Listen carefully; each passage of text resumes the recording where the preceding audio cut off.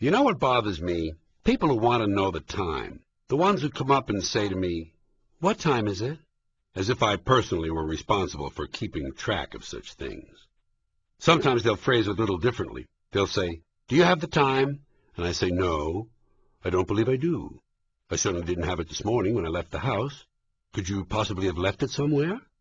You know, now that you mention it, I believe the Navy has the time, in Washington. They keep it in an observatory or something, and they just let a little of it out each day. Not too much, of course, just enough. They wouldn't want to give us too much time. We might not use it wisely. Sometimes in a playful mood, when asked if I have the time, I'll say yes, and simply walk away. I do that because I hate to disappoint people. You see, there is no time. There's just no time. I don't mean we're late, there's no time. I mean there is no time. After all, when is it? Do you know? No one really knows when it is. We made the whole thing up. It's a human invention. There are no numbers in the sky. Believe me, I've looked. They're not there. We made the whole thing up. So when are we? Sometimes we think we know where we are, but we really don't know when we are. For all we know, it could be the middle of last week. And the time zones are no help. They're all different. In fact, in parts of India, the time zones actually operate on the half hour instead of the hour. What is that all about? Does anyone really know what time it is? And never mind a piddly little half-hour difference in India. How about thousands of years? The major calendars disagree by thousands of years. To the Chinese, this is, 4699. The Hebrews think it's 5762. The Muslims swear it's 1422. No telling what the Mayans and Aztecs would say if they were still around. I guess their time ran out. Remember, folks, these are calendars we're talking about. Instruments specifically designed to keep track of time. And they're all different. And they're not just off by a couple of weeks. This is thousands of goddamn years we're talking about. How did that happen? Our current Gregorian calendar is such an amateur show that every 4 years we have to cram in an extra day just to make the whole thing work. We call it February 29th. Personally, I don't believe it. Deep down, I know it's really March 1st. I mean, it just feels like March 1st, doesn't it? But even that simple quadrennial adjustment doesn't fix things, so every 100 years we suspend that rule and dispense with the extra day. Unless, of course, the year is divisible by 400, in which case we suspend the suspension and add the extra day. But that's still not quite enough, so every 4,000 years we suspend that rule too, and back comes February 29th. Here's how we got to this sorry state.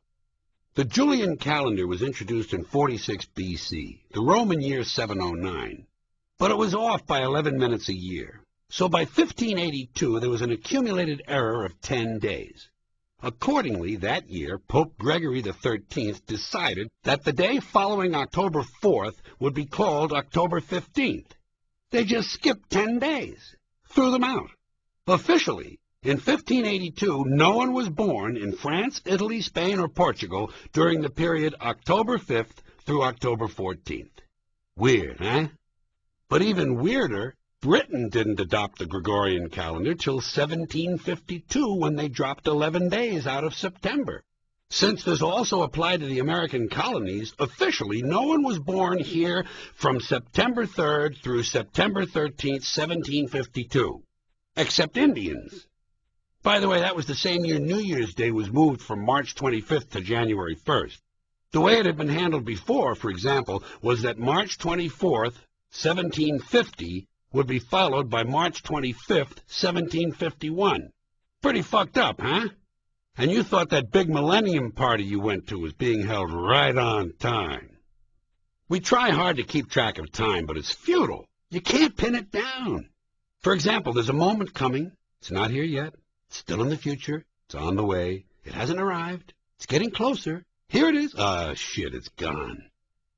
We use words like now, but it's a useless word because every time you say it, it means something different. Can you tell me the time? Well, which time did you want, now? Or the time you asked me? Or how about now? Is this the time you want? Speak up. This stuff isn't standing still. And think of the phrase, just now. Did you hear that? What? Just now. You mean just then? Yes, just then. Wait, there it is again. When? Just now. Everything we think of as now is either the very recent past or the very near future. There's no present. Welcome to the present. Shoom! Gone again. It's all so imprecise that people sometimes don't bother with minutes and hours at all. They keep things purposely vague. What time you got? I got just after. Just after? Geez, my watch is slow. I got going on. It's amazing how something as precisely calibrated as time can be described so loosely, especially where short periods of time are concerned. We say, at once, immediately, right away, just like that, no time at all, nothing flat, at a moment's notice. And one that I never understood, before you can say Jack Robinson. You don't hear that much anymore, do you? Maybe Jack ran out of time. Maybe he was an Aztec. And let's not forget a jiffy, or a flash. Do you know which is quicker? Well, I looked it up. In fact, there are 2 jiffies in a flash, and there are 6 flashes in the twinkling of an eye. No one seems to know how many twinklings of an eye there are in 2 shakes of a lamb's tail. And by the way, why is it 2 shakes of a lamb's tail? Wouldn't the basic unit of measurement be 1 shake of a lamb's tail? Another vague word is soon. For me, soon has an emotional quality. It has great potential for sadness. Is Daddy ever coming to visit us again? Yes, dear. When? Soon. Here's a spooky one. Sooner than you think. Wow, sooner than I think. That's like before you know it. I'll be back before you know it. Shoom! Holy shit, he did it. Sooner or later, one of these days, any day now, from time to time, every now and then, a little while. A little while is nice. So gentle. I'll be home in a little while. That wouldn't bother you, would it? I think anyone could wait a little while. It doesn't sound too threatening. Your father is sick, but he still has a little while. That's different from a short time, isn't it? A short time sounds terminal. Your father has only a short time. If I were about to be executed, I'd much rather have a little while than a short time. By the way, do you have a favorite period of time? It isn't easy to select a favorite period of time. There are so many appealing ones. I have a few. To me, the most useful period of time is 5 minutes. That seems to be the one most people choose when they're pressed. I'll be there in 5 minutes. Give me 5 minutes, will you? What, are you kidding? I could fix that thing in 5 minutes. That's all most people want. 5 minutes. A good, solid, respectable period of time. And it goes by fast. I think I could do just about anything for 5 minutes. Even the most distasteful task. Let's go talk to George Bush. Are you kidding? He's an asshole. Look, just 5 minutes, okay? Okay, 5 minutes. But no more. After that, I'm gonna puke. 15 minutes is a popular period of time, but it has an institutional ring to it, a regulatory quality. Sounds like it's associated with something either compulsory or forbidden. The exchange window will only be open for 15 minutes. You have 15 minutes to fill out the forms.